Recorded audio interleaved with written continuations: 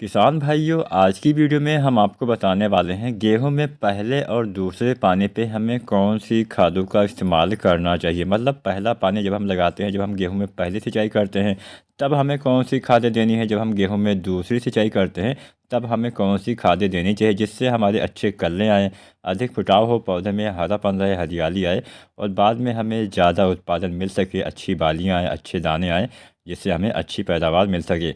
तो इसी विषय पे तमाम जानकारी हम आज की इस वीडियो में आप सभी को देने वाले हैं। तो अगर आप सभी चैनल पे नए हैं या पुराने हैं लेकिन अभी तक SRJ खेती चैनल को सब्सक्राइब नहीं किया है, तो सभी किसान भाइयों से अनुरोध है, प्लीज़ चैनल को सब्सक्राइब करें जिससे मेरी अगली सारी वीडियो आप तक आसानी से पहुंचती रहे। सब्सक्राइब के बाद में बेल आइकन पे ऑल नोटिफिकेशन ऑन ज़रूर करें। वीडियो को लाइक करें। कोई सवाल या सुझाव हो नीचे कमेंट अवश्य करें। अपने अन्य किसान साथी के साथ वीडियो शेयर भी कर सकते हैं। चलिए वीडियो स्टार्ट करते हैं। जानते हैं गेहूं में पहले और दूसरे पानी पे, मतलब पहली और दूसरी सिंचाई पे हमें कौन कौन सी खादों का इस्तेमाल गेहूं की फसल में करना चाहिए। किसान भाइयों, सबसे पहले हम बात करते हैं पहले पानी की, यानी पहले सिंचाई की। तो पहली सिंचाई पे सबसे पहले कुछ खादें आपको डालनी है, उसके बाद में दूसरी सिंचाई की हम बात करेंगे। तो किसान साथियों, गेहूं की फसल में पहली सिंचाई 21 से 25 दिन तक कर देनी चाहिए, सबसे अच्छा समय होता है। और मान लीजिए आप ना कर पाए हों तो अधिकतम 30 दिन के अंदर तो आपको कर ही देना है। जितना देर में पहली सिंचाई करेंगे, कल्ले उतना ही कम आएंगे, अधिक फुटाव नहीं हो पाएगा, क्योंकि पहले सिंचाई पे आपको पौधे को पानी अवश्य चाहिए होता है। मतलब जो 21 से 25 दिन का समय होता है, ये जड़ अवस्था होती है। इस समय जड़ों के विकास में काफ़ी तेज़ी आती है, जड़ें काफ़ी तेज़ी से विकसित इस समय हो रही होती हैं और इस समय पानी की आवश्यकता आपके पौधे को ज़्यादा होती है। तो ज़्यादा का मतलब ये नहीं है कि बहुत ज़्यादा पानी भर दीजिए, बस हल्की सिंचाई की आवश्यकता आपको पड़ती है। तो आपने सिंचाई कर दी, सिंचाई के बाद कुछ खादें हम डालते हैं। बहुत सारे किसान भाई ये भी कमेंट करते हैं कि क्या हम ये इन खादों का इस्तेमाल सिंचाई से पहले कर सकते हैं। तो आपको सिंचाई से पहले खादें नहीं डालनी चाहिए, सिंचाई के बाद में डालने से आपको अच्छा लाभ मिलेगा। क्योंकि हम पहले पानी पे अक्सर हम यूरिया खाद तो डालते ही डालते हैं और यूरिया पानी के साथ काफ़ी नीचे चली जाती है, जिससे आपके पौधे में वो सही मात्रा में नहीं मिल पाती है, यूरिया का लिंचिंग हो जाता है, नाइट्रोजन नहीं मिल पाता है। तो इसलिए हमेशा जो हल्की मिट्टी होती है वहाँ पे तो ये समस्या ज़्यादा देखी जाती है। हल्की मिट्टियों में पानी काफ़ी जल्दी सोख लेता है और जितना जल्दी पानी सूखेगा उतनी जल्दी यूरिया भी काफ़ी नीचे चली जाएगी। तो अगर हम बात करें कौन कौन सी खादें हमें पहले पानी पे देनी चाहिए, तो गेहूं में पहला पानी लगाने के 2 से 4 दिन के बाद जब भी आपका खेत चलने योग्य हो जाए, पैर न दबे, तब आपको इन खादों का इस्तेमाल करना है। तो आप ये खादें नोट कर सकते हैं। सबसे पहली खाद आपको डालनी है यूरिया। अब यहाँ पे यूरिया आपको पहले पानी पे देनी है 40 किलोग्राम प्रति एकड़ के हिसाब से, यानी 40 केजी यूरिया पर्याप्त होती है 1 एकड़ खेत के लिए पहले पानी पे। हम दूसरे पानी पे भी आपको बताएंगे कितनी मात्रा में यूरिया डालनी है। तो पहले हम बात कर लेते हैं पहले पानी के बारे में। तो पहली सिंचाई पे यूरिया 40 किलोग्राम आपको देनी है। दूसरी खाद आपको देनी है सल्फर। बहुत सारे किसान भाई, अभी एक किसान भाई का कमेंट आया था कि हमने पहले पानी पे यूरिया डाला फिर भी हमारे पत्तों में पीलापन दिख रहा है। तो हो सकता है सल्फर की कमी की वजह से भी पीलापन आपके पौधे में आ गया हो। किसान साथियों, जो गेहूं में नई पत्तियां निकलती हैं, अगर नई पत्तियों में पीलापन आपको दिखता है तो आप समझ लीजिएगा कि आपके खेत में सल्फर की कमी हो गई है। सल्फर के इस्तेमाल से पौधे में हरापन आता है। हरापन निर्माण में सल्फर काफ़ी अहम योगदान करता है। सल्फर के इस्तेमाल से नाइट्रोजन की उपलब्धता भी काफ़ी बढ़ जाती है। मतलब अगर आप सल्फर डालते हैं तो जो आप यूरिया खाद डालेंगे वो आपके पौधे को ज़्यादा लगेगी। अगर आप नहीं डालते हैं सल्फर उसकी अपेक्षा, तो सल्फर का इस्तेमाल आपको अवश्य करना है।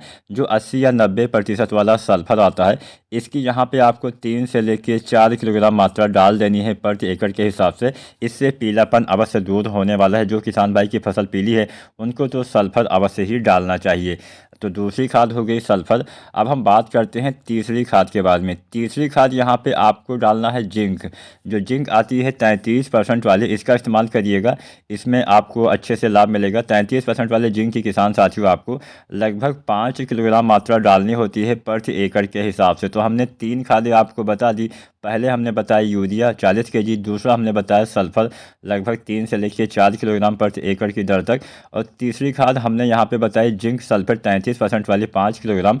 और अगर आपको 33% वाली नहीं मिलती है तो जो 21% वाली जिंक आती है, इसकी किसान साथियों 7 से लेकर 8 किलोग्राम मात्रा डाल देनी है प्रति एकड़ के हिसाब से। तो ये 3 चीज़ें अगर आप पहले पानी पर डालते हैं, बढ़िया ग्रोथ होगी, अच्छी बढ़वार होगी, अधिक फुटाव होगा, अच्छा उत्पादन भी किसान भाइयों आप सभी को मिल जाएगा। अब एक चौथी चीज़ भी आप चाहें तो डाल सकते हैं, कोई भी ग्रोथ प्रमोटर। जो ग्रोथ प्रमोटर आते हैं जिससे जड़ों का विकास अच्छे से होता है, ह्यूमिक एसिड, फुलविक एसिड पाया जाता है इसमें, तो कोई भी आप डाल सकते हैं। आप चाहें तो सागरिका भी डाल सकते हैं, जो सागरिका दानेदार आती है। सागरिका दानेदार दो तरह से आती है, एक आती है सागरिका जेड प्लस प्लस, एक आती है Sagarika gold. Sagarika Z plus plus में बहुत सारे सूक्ष्म तत्व पाए जाते हैं, जबकि सागरिका गोल्ड में ह्यूमिक एसिड और फुलविक एसिड भी पाया जाता है। मतलब सूक्ष्म तत्वों के अलावा इसमें ह्यूमिक एसिड और फुलविक एसिड पाया जाता है, जिससे जड़ों के विकास में काफ़ी तेज़ी आती है। तो मेरे हिसाब से तो सागरिका गोल्ड ही बेहतर काम करेगा। तो दोनों में से किसी एक का इस्तेमाल किसान भाई आपको करना है। लगभग 10 किलोग्राम मात्रा आपको पहले पानी के बाद लगभग 30 दिन की अवस्था पे आपको इसका भी इस्तेमाल कर देना है। बढ़िया लाभ देखने को मिलेगा, फसल में हरापन रहेगा, क्योंकि आप सभी को पता होगा आपके पौधे में जो पीलापन है वो मुख्यतः 3 वजह से होता है। पहली वजह हो सकती है नाइट्रोजन की कमी। नाइट्रोजन की कमी से भी पत्तों में पीलापन आता है। दूसरी वजह होती है सल्फर की कमी। सल्फर की कमी से नए पत्तों में पीलापन आता है। तीसरी वजह हो सकती है जिंक की कमी। जिंक की कमी से भी पीलापन आ जाता है। तो अगर आपके खेत में पीलापन वाली समस्या है तब तो आपको इन खादों का इस्तेमाल अवश्य ही करना है। वैसे भी आपको इन तीनों खादों का इस्तेमाल अवश्य करना चाहिए, अच्छा लाभ मिलेगा। बिना नाइट्रोजन की पूर्ति के कभी भी आप अच्छा उत्पादन ले नहीं पाएंगे। सल्फर के इस्तेमाल से हरापन और अच्छे से आएगा। सल्फर आपके जो मिट्टी होती है इसका पीएच वैल्यू भी कम कर देता है, मतलब मिट्टी में भी सुधार करता है। इसके साथ साथ जिंक का काफ़ी अहम काम होता है। जिंक आपके पौधे में जो भोजन बनाने वाली प्रक्रिया होती है उसमें काफ़ी तेज़ी लाता है। प्रकाश संश्लेषण से पौधे भोजन काफ़ी सही मात्रा में बना पाते हैं। तो यहाँ पे इन सभी खादों का इस्तेमाल आपको अवश्य करना है। आप चाहें तो अगर आपका बजट हो तो आप कोई भी ग्रोथ प्रमोटर डाल दीजिएगा, बजट नहीं है तो मत डालिएगा। मतलब बजट अगर आपका है तभी डालिएगा। मैं ऐसा नहीं बोल रहा हूँ, ये कोई स्पॉन्सर्ड वीडियो नहीं है। अगर आप डालते हैं तो उसका थोड़ा सा ज़्यादा लाभ आपको देखने को मिलेगा, जो जड़ों का विकास है और अच्छे से होगा, जिससे कल्लों की संख्या में भी बढ़ोतरी होगी, ज़्यादा कल्ले आएंगे, अधिक फुटाव होगा, पौधे में हरापन आएगा। पौधे भोजन बनाने की जो प्रक्रिया है वो काफ़ी तेज़ी से करते हैं, जिससे आपके पौधे की जो विकास दर है काफ़ी तेज़ी से होने लगती है। अच्छा उत्पादन आपको बाद में देखने को मिल जाएगा। तो आप चाहें तो सागरिका भी डाल सकते हैं, अगर आपका बजट नहीं है तो मत डालिएगा। तो ये तो पहले पानी पे आपको डालना है। इसके बाद में कुछ NPK खादों का आपको छिड़काव करना चाहिए, जिससे आपकी जो पैदावार है और अच्छे से हो सके, अच्छा उत्पादन आप सभी को मिल सके। बहुत सारे लोग ये भी बोलते हैं कि इतनी खादें हम डाल देंगे, हमारा पैसा जो हमारा बजट है ज़्यादा खर्चा हो जाएगा, फिर हमें ज़्यादा मुनाफा नहीं मिल पाएगा। तो मैं उन किसान भाइयों को बताना चाहता हूँ, अगर आप कुछ भी नहीं डालते हैं फिर भी तो आप यूरिया, पोटास, DAP तो डालते ही डालते होंगे। उसके साथ साथ अगर आप कुछ खादों का इस्तेमाल करके पैदावार में अगर थोड़ी सी भी बढ़ोतरी कर सकते हैं तो आपको फ़ायदा ही मिलेगा, नुकसान नहीं मिलेगा। फिर भी मैं बोलता हूँ अगर आपका बजट हो तभी आप डालिएगा। तो ये तो बात हो गई पहले पानी पे। उसके बाद अगर हम बात करें कुछ NPK खादों की, तो पहले पानी के बाद 30 से 35 दिन या अधिकतम 40 दिन पे आपको NPK जो आता है 19-19-19 इसका छिड़काव कर देना चाहिए, जिससे और अच्छे से बढ़वार होती है, हरापन आता है, अच्छी ग्रोथ होती है, ज़्यादा कल्ले, अधिक फुटाव होता है। तो जो NPK 19-19-19 आता है इसके बारे में तो आप सभी को पता ही होगा। इसमें 19% नाइट्रोजन, 19% फास्फोरस, 19% पोटेशियम पाया जाता है, जिससे विकास दर अच्छे से हो पाती है। तो इसकी आपको 1 से लेकर 1.5 किलोग्राम मात्रा पर एकड़ की दर तक डाल देना है। इतनी मात्रा पर्याप्त होती है। अगर आप सागरिका दानेदार नहीं डालते हैं तो जब आप NPK 19-19-19 डालते हैं तो इस अवस्था में आप जो सागरिका आती है लिक्विड वाली उसका भी इस्तेमाल कर सकते हैं, उससे भी अच्छा लाभ मिल जाएगा। तो सागरिका लिक्विड 250 से 500 ml मात्रा के बीच में आपको डालनी होती है प्रति एकड़ के हिसाब से। तो इतनी चीज़ें आपको पहले पानी के बाद देने से बढ़िया लाभ मिलेगा। निश्चित ही आपको ज़्यादा पैदावार, अधिक कल्ले, अधिक फुटाव मिलने वाला है। पौधे में पीलापन है वो भी दूर हो जाएगा। तो चलते हम आगे, जानते हैं दूसरे पानी पे हमें क्या देना चाहिए। किसान साथियों, दूसरे पानी पे आपको 2 खादों का इस्तेमाल करना है। उसके बाद में कुछ NPK हम डालते हैं। तो अगर हम जानें कौन सी खादें हमें मिट्टी में डालनी है, तो दूसरे पानी पे आपको मान के चलिए लगभग 40 से 45 दिन या अधिकतम 50 दिन पे आपको इन खादों का इस्तेमाल कर देना है। तो दूसरे पानी पे आपको पहली खाद फिर से डालनी है यूरिया, और यूरिया यहाँ पे आपको डालनी है 40 किलोग्राम। तो 40 किलोग्राम आपको दूसरे पानी पे यूरिया डालनी है, जिससे अच्छे से बढ़वार, अच्छे से ग्रोथ होगी। और इसके साथ में किसान साथियों आपको डालना है पोटास। अब पोटास के बारे में अगर हम थोड़ा बहुत चर्चा करें तो पोटास आपको अपने गेहूँ की संपूर्ण फसल अवधि में 40 से लेकर 45 kg डालना चाहिए। बिना पोटास के आप कभी भी गेहूँ में ज़्यादा पैदावार नहीं ले पाएंगे। तो पोटास आपको 2 बार डालना चाहिए। बहुत सारे कई किसान भाई एक बार ही डाल देते हैं, लेकिन 2 बार डालना बेहतर होता है। तो लगभग आपको 25 किलोग्राम जब आप गेहूं की बुआई करते हैं उस समय आपको देना होता है। उसके बाद में दूसरे पानी पे आपको लगभग 20 किलोग्राम पोटास देना चाहिए। मान लीजिए आप बुआई के समय पोटास ना डाल पाए हो, तो जो आप पहले पानी पे यूरिया डालते हैं तब आप उसका इस्तेमाल कर सकते हैं। तब आपको 25 kg पोटास पहले पानी पे डाल देना है। वैसे बुआई के समय डालना बेहतर होता है, लेकिन जो किसान भाई नहीं डाल पाए हैं वो पहले पानी पे भी इसकी पूर्ति कर सकते हैं। उसके बाद में दूसरे पानी पे फिर से आपको लगभग 20 किलोग्राम पोटास डाल देना है। पोटास से अच्छी बालियाँ आती हैं, आपके तने मजबूत होते हैं, बालियाँ, दाने, फूल, फल अच्छे से बन पाते हैं, जिससे अच्छा और ज़्यादा उत्पादन किसान भाइयों आपको मिलने वाला है। तो 2 खादें तो आपने डाल दी दूसरे पानी पे, पहला आपने डाला यूरिया, दूसरा आपने डाला पोटास। इसके अलावा कुछ हम खादें भी डालते हैं NPK के रूप में, जो हम बाद में डालते हैं। मतलब इन खादों का इस्तेमाल बालियाँ निकलने से पहले ही करना होता है गबूट अवस्था में। अगर आप गबूट अवस्था में ये डालेंगे, यहाँ पे हम जो भी खादें आपको बताने वाले हैं, अगर आप इसका इस्तेमाल करते हैं निश्चित ही गेहूँ में आपको ज़्यादा पैदावार मिल जाएगी। तो यहाँ पे जब बालियाँ निकलने वाली होती है उससे पहले जब आपकी एक अवस्था आती है गबूट अवस्था, जब तने थोड़ा सा मोटे होने लगते हैं, यानी बालियों का जो निर्माण है स्टार्ट होने लगता है, तब आपको इन NPK खादों का इस्तेमाल करना है। साथ में कुछ और चीज़ें डालनी है।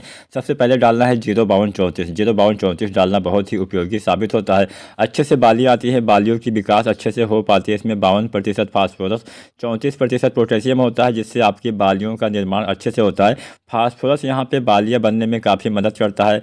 जो बालियाँ बनने में जो भी तत्व लगते हैं वो आपके पौधे को पहुँचाने का कार्य फास्फोरस यहाँ पे करता है। मतलब फास्फोरस यहाँ पे एक ट्रांसपोर्ट का काम करता है, आपके पौधे के बालियों तक समस्त जो तत्व होते हैं वो पहुँचाने का कार्य करता है। यहाँ पे जो पोटेशियम होता है 05234 में 34%, तो वो यहाँ पे पोटेशियम आपके बालियों के निर्माण में, बालियों की जो लंबाई है उसकी वृद्धि करता है, बालियों में दाने की संख्या में वृद्धि करता है, जिससे आपकी अच्छी बालियाँ, हेल्दी बालियाँ आती हैं, अच्छा उत्पादन मिलता है। तो 05234 आपको गबूट अवस्था में लगभग 1 से लेकर 1.5 किलोग्राम डालना है। इसके साथ में किसान साथियों आपको डालना है बोरोन।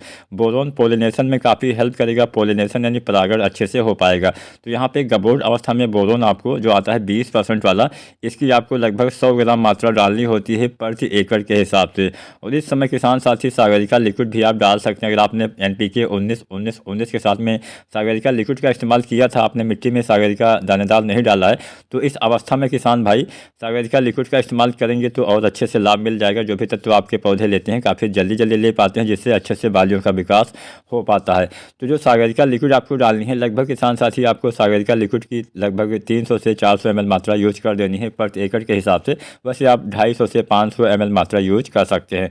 तो अगर आप ये 3 चीज़ें बालियाँ निकलने से पहले डाल देंगे, बालियाँ आपकी काफ़ी अच्छी आएंगी। कई बार ये भी शिकायत होती है बालियाँ छोटी रह जाती हैं, दाने ज़्यादा नहीं आ पाते हैं, दाने की संख्या कम रह जाती है।